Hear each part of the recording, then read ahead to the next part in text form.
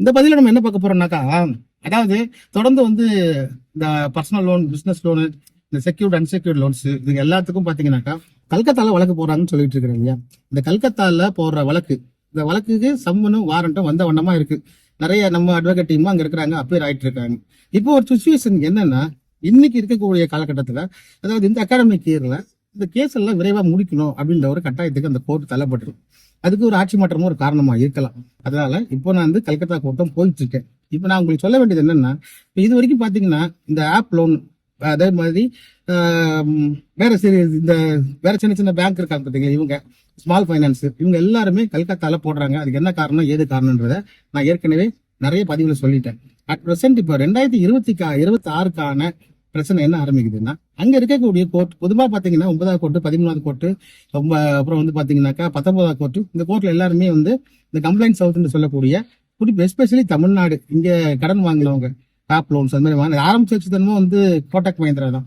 இந்த கோட்டக் மஹிந்திரா ஃபாலோ பண்ணி அப்புறம் சோழமண்டலம் ஆரம்பிச்சு அதுக்கப்புறம் பாத்தீங்கன்னா பிரமில், இன்கிரெட், இப்படியே இந்த லோன்ஸ் எல்லாம் ஆப் லோன்ஸ், குறிப்பிட்ட ஆப் லோன்ஸ் எல்லா ஆப் லோனுமே கல்கத்தாவுக்கு போறாங்க, கேஸ் ஃபைல் பண்றாங்க. நேற்று கூட சைதாப்பேட்டில தான் பதிவு போட்டிருப்பேன். அது என்ன போட்டிருப்பேன்னா, இந்த மாதிரி சைதாப்பேட்டையில ஒரு பிரச்சனைனாக்கா சைதாப்பேட்டை கோர்ட்ல தான் பதிவு பண்ணணும், வழக்கு பதிவு பண்ணணும்.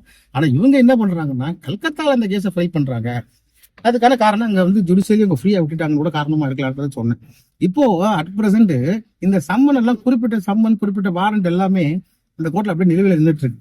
இதுல பாத்தீங்கன்னா நிறைய கிளைண்ட்ஸ் வந்து நம்ம கிட்ட அப்ரோச் பண்ணிருக்காங்க. நாமளும் நம்ம அட்வொகேட் டீம் மூலமா அங்க 317 பெட்டிஷன், அதாவது வாய்தாக்கு அப்பியர் ஆகி அடுத்த வாய்தா கேட்டு இந்த கேஸுக்கு வந்து டைம் போட்டுட்டு இருக்கோம்.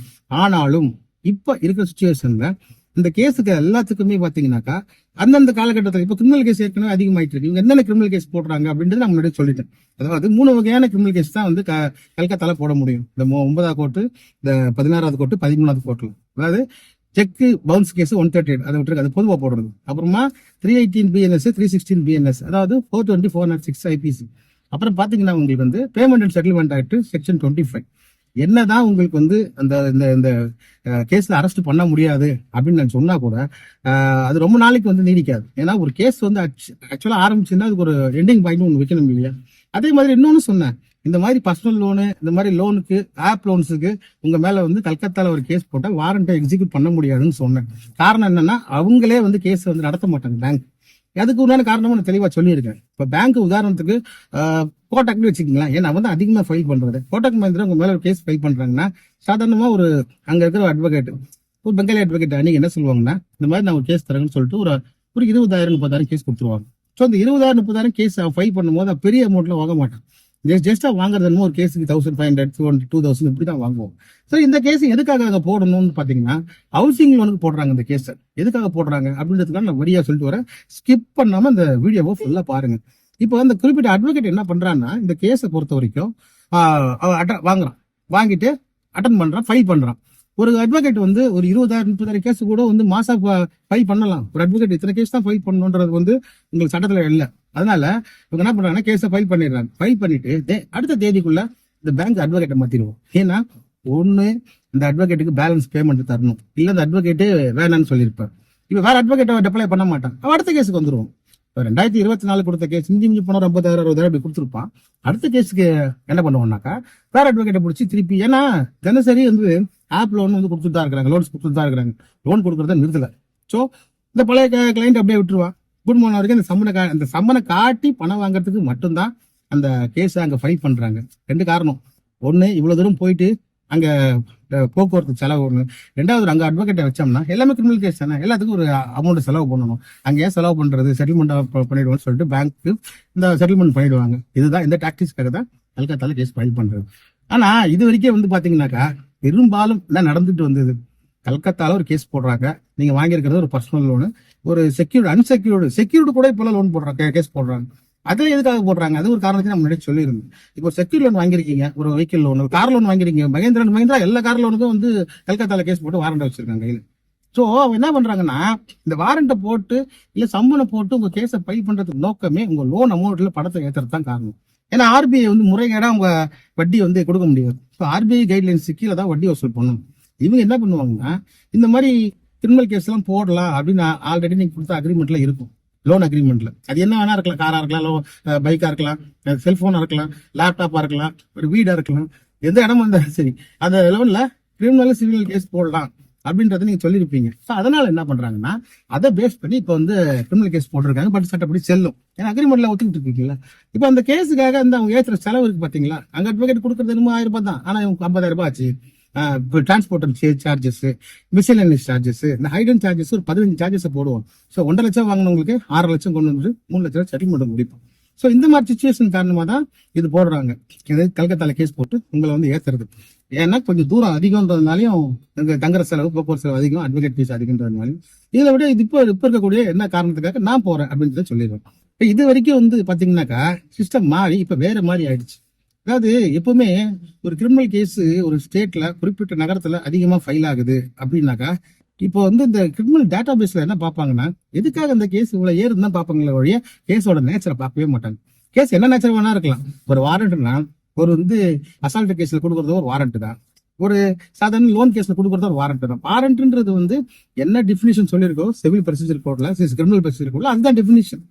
ஸோ அப்படி இருக்கும்போது முடிக்கணுன்ற ஒரு பிரச்சனைன்னு ஒரு எண்டுக்கு வரும்போது என்ன பண்ணுவாங்க, இப்போ இது வரைக்கும் வாரண்ட்டை வந்து நெட்ல தான் விட்டுட்டு இருந்தாங்க. இப்போ என்ன பண்ணுவாங்கன்னா இல்ல இந்த பேங்க் கையில குத்துருவாங்க. இப்போ அட் பிரசன்ட் சுச்சுவேஷன் இப்போ இந்த தேர்தலுக்கு அப்புறம் என்ன ஆச்சுன்னா என்டார்ஸ்மெண்ட் பண்ண சொல்றாங்க. அதாவது எந்த உதாரணத்துக்கு மதுரையில் இருக்கக்கூடிய திருமங்கலம் அங்க ஒரு ஏரியாலயோ இல்ல பக்கத்துல இருக்க ஏரியாலயோ ஒருத்தர் வந்து இந்த மாதிரி வாரண்ட் இருக்குன்னா இப்போ வாரண்ட் ஸ்ட்ரைட்டாவே அந்த எஸ்பி ஆஃபீஸ் காமிச்சிடுறாங்க. இப்போ ஒரு மேஜிஸ்ட்ரேட் கோர்ட்ல இருந்து ஸ்ட்ரைட்டா எஸ்பி ஆஃபீஸுக்கு ஒரு வாரண்ட் வருது. இந்த வாரண்ட் ஒரு மேஜிஸ்ட்ரேட் வந்து கொடுத்துருக்காரு. அந்த வாரண்ட் அந்த கோர்ட்ல இருந்து வருதுன்னா அதை ப்ராப்பரா ஒரு ஐபிஎஸ் படிச்ச அதிகாரி என்ன பண்ணுவார், அதை என்டார்ஸ்மெண்ட் போடுவோம். அங்க என்னென்ன லிஸ்ட் வருது வாரண்ட் லிஸ்ட்ல போட்டு இது ஒரு நம்பரை போட்டு என்டார்ஸ் பண்ணிடுவார். என்டார்ஸ் பண்ணதுக்கு அப்புறமா எங்க அந்த லோக்கல் போலீஸ் ஸ்டேஷனுக்கு போயிடும். இப்போ கட்டாயத்தின் பேர்ல போலீஸ் வந்து தான் ஆகும். இப்போ அதுல என்ன அமௌண்ட் இருக்குன்றது பிரச்சனை கிடையாது. ஏன்னா சீட்டிங் கேஸ்லயோ மற்ற வழக்குலயோ பணம் ஒரு பிரதானம் கிடையாது. 10 ரூபாய் திருடினாலும் திருட்டு தான், லட்ச ரூபாய் திருடினாலும் திருட்டு தான். டெஃபினிஷன் ஒன்று தான் கொடுத்துருக்கு. ஆனா அது எவ்வளவு வந்து அமௌண்ட்ன்றது சொல்லலாம். சீட்டிங்கிறது வந்து பெரும்பாலும் இருக்கு இல்லையா. இந்த சீட்டிங் வந்து எவ்வளவு பணத்துக்கு பண்ணா உங்களுக்கு கேஸ் போடலாம், எவ்வளவு பணத்துக்கு பண்ணா போடக்கூடாதுன்ற சட்டத்துல இல்லவே இல்லை. ஏமாற்றுதல் நோக்கத்தோட பண்ணா ஏமாற்றுதல் உண்டான தண்டனை தான் சொல்லியிருக்காங்க. ஸோ இதனால இனிமேட்டு வந்து எந்தெந்த ஒரு மாநகராட்சிக்கு உட்பட்டதுன்னா கமிஷனருக்கு டெண்டர்ஸ் பண்ணிடுறாங்க. ஒரு எஸ்பி ஆபீஸ் கிட்ட வந்து கொடுக்குறதா இருந்தாக்கா அடுத்த போலீஸ் ஸ்டேஷன் அமைச்சிடுறாங்க. ஸோ இதனால நாம பண்ண வேண்டியது ஒரு அட்வொகேட்டா என்ன பண்ணணும், ஒண்ணு இந்த கேஸ் நடத்தணும். அதுக்கு பேங்க்காரங்க தயாரா இல்லை. ஏன்னா கேஸ் நடத்தினா அவங்க வர மாட்டாங்க. அப்படி இருந்தாலும் கேஸ் டிஸ்மிஸ் தான் ஆகும். அது இல்லைன்னா இந்த கேஸ் வந்து செல்லாது அப்படின்ற 3-4 காரணத்தை வச்சு வெஸ்ட் பெங்கால் ஹைகோர்ட்ல இங்க வாங்கின ஆப் லோனுக்காக பாருங்க வெஸ்ட் பெங்கால் ஹைகோர்ட் வரைக்கும் போக வேண்டிய சூழ்நிலை போயிருக்கு. இப்ப வெஸ்ட் பெங்கால் ஹைகோர்ட்ல டிவிஷன் பெஞ்சில் கிடையாது, சிங்கிள் பெஞ்சில் போகணும். என்ன பண்ணணும், 482 டைரக்ஷன் சிஆர்பிசியில பெட்டிஷன் போகணும். இந்த பெட்டிஷன் எது சம்பந்தப்பட்டதுன்னா, அதாவது இந்த வழக்கை பொறுத்த வரைக்கும் இங்க எஸ்ஓசி இல்ல, காசா ஆக்ஷன் இங்க கிடையாது. கடன் வாங்கினது என்னமோ தமிழ்நாட்டுல, கடன் கொடுத்த வங்கி வந்து எங்க இருக்குன்னே தெரியாது. அதை வந்து ஆப்ல தான் கண்டுபிடிக்க முடியும், ஆபீஸே கிடையாது அவங்களுக்கு. அப்படி இருக்கும்போது ஒன்னே அவங்க ஹெட் ஆபீஸ்ன்னு போட்டிருக்கிற இடத்துல வந்து கேஸ் போட்டிருக்கோம், இல்லைன்னா நாங்க வாங்கின இடத்துக்கு போட்டிருக்கோம். பட் ரெண்டுத்துலயுமே வந்து வரல. இந்த கல்கத்தா வந்து ஜூரிஸ்டிகேஷன்ல இல்லாத ஒரு இடம் அப்படின்றத சொல்லி ஜூரிஸ்டிகேஷன் வரல அப்படின்றத நம்ம ப்ரூவ் பண்ணணும் கோர்ட்ல. நிச்சயமா நாம வந்து கோர்ட்ல சம்மன் அமைச்சா பேங்க்கார வரப்போறது இல்லை. ஏன்னா இந்த ஒரு கேஸ் பாத்தீங்கன்னா மிஞ்சி போனா 1 லட்சம் 1 லட்சத்து கேஸுக்கு அப்பீர் ஆகிறதுக்கு அந்த அட்வொகேட்டுக்கு 1 லட்ச ரூபா கொடுக்க வச்சிருக்கோம். அதனால அப்பீர் ஆக மாட்டா, அந்த கேஷ் ஆயிடும், அது வேற விஷயம். ஆனால் இதை வந்து ஒண்ணா நாங்க பண்ணிட்டு இருக்க முடியாது. குறிப்பிட்ட கேஸ ஒரே நாள்ல ஒரு 40-50 போட்டு 250 கேஸ் இந்த மாதிரி பண்ணிட்டு இருக்கோம். ஏன்னா எல்லாத்துக்குமே ஸ்பாஸ் பெட்டிஷன், அதே போல வரிசையா நம்பர் பண்ணிடணும். அப்பதான் ஒரு நாளுக்குள்ள இதெல்லாம் வரும். ஸோ சில நேரத்தில் டேட் கூட தள்ளி போடலாம், அதுக்கு நம்ம டீம் பார்த்துப்பாங்க. ஸோ பிரச்சனை என்னன்னா இந்த வாரண்ட் காலமெல்லாம் உட்காந்துட்டு இருக்குது. நம்ம டிஸ்மிஸ் ஆகணும்னு சொல்லி சில கேஸ் டிஸ்மிஸ் ஆக மாட்டேங்குது, இப்போ டிஸ்போஸ் ஆக மாட்டேங்குது. இந்த கேஸுக்கு ஒரு முடிவு இல்லாம, ஏன்னா ஒரு கேஸ் ஒருத்தவங்க போடுறாங்கன்னா பேங்க் வந்து அதை ஆஜராயிட்டு பொறுப்பா வந்து இந்த கேஸை நடத்தி ஜட்ஜ்மெண்ட் வாங்குமா. சாதாரண கேஸ் போடுறது பேமெண்ட் அண்ட் செட்டில்மெண்ட் சிஸ்டம் ஆக்ட்ல செக்ஷன் 25ல போட்டாங்கன்னா அந்த 25ல போட்டு வாதாடிக்கு தண்டனை வாங்கி தரதுக்கு இல்ல பேங்கோட வேலையே கிடையாது. பேங்க் கேஸ் போடுறதே மிரட்டி பணம் வாங்குறதுக்கு அந்த ஒரே ஒரு காரணத்துக்காக மட்டும்தான். ஸோ அப்படி இருக்கும்போது நமக்கு உண்டான ஒரே வழி சட்டப்படி டாக்கல் பண்ணி தான் ஆகணும். அதனால வேற வழி இல்லாம தான் எந்த வெஸ்ட் பெங்கால் பயணம். இப்ப நம்ம போறது ஒரு அப்பியரன்ஸோட முடியாம அங்க போயிட்டு அதை ஹைகோர்ட்ல ஏற்கனவே ஃபைல் பண்ணிட்டு ரெப்ரசென்ட் பண்ணிட்டு வர வேண்டியது. அடுத்தது வந்து அவங்க நம்பர் ஆயிட்டு டேட் போடுவாங்க. அப்ப ஆஜராகி நம்ம அட்வொகேட் வந்து ஆர்குமெண்ட்ஸ் முன்னாடி வச்சு இது வந்து ஜூரிஸ்டிகேஷன் வரலங்கிறத ப்ரூவ் பண்ணணும். ஸோ இதுதான் பிரச்சனை. அதனால நான் என்ன பொதுவா எல்லாருக்கும் சொல்லக்கூடிய ஒரே ஒரு வார்னிங் அப்படிங்கிறதுக்குலாம் இல்லை அட்வைஸை கூட எடுத்துங்க.